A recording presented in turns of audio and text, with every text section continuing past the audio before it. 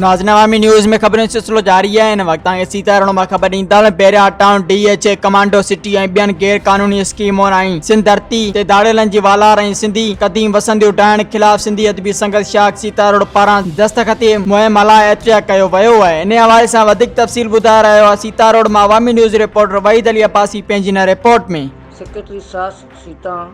Road Suleman Soomro ऐं अॻूणे सास सेक्रेटरी वसीम आकाश सीताई जी अॻवानी में दस्तकी मुहिम हलाई वई। इन सिलसिले में 750 खां वधीक शहरनि,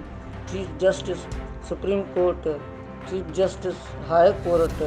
director human rights Islamabad, governor Sindh ऐं वज़ीर आला सिंध सैयद मुराद अली शाह ॾांहुं लिखियल गॾियल दरख़्वास्त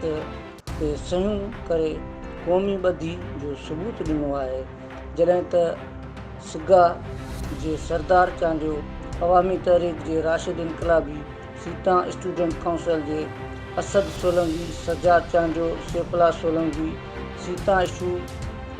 जे social media in charge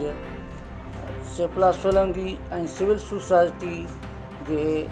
Abdul Ghaffar Soomro, Abdul Hafeez Khanzada ऐं असगरिया इल्म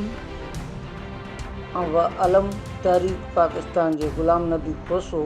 सिंध जे भलोड़ फनकार बशीर सोलंकी ऐं ॿियनि तहरीक में शामिल थी पंहिंजो क़ौमी फ़र्ज़ निभायो। इन मौक़े ते अॻुवाणनि मीडिया सां ॻाल्हाईंदे चयो त सिंध धरती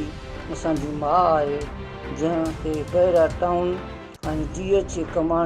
कमांडर सिटी ऐं ॿियनि मुख़्तलिफ़ स्कीमुनि तरक़ी जे नाले ते सिंध जी सरकारी ज़मीन ते सिंधी वसंदियुनि खे ड्राहे ज़ालिमनि जाबरनि कब्ज़ो करे छॾियो आहे। सिंध धरती सिंधियुनि सां सरासर नाइंसाफ़ी थी आहे, जंहिं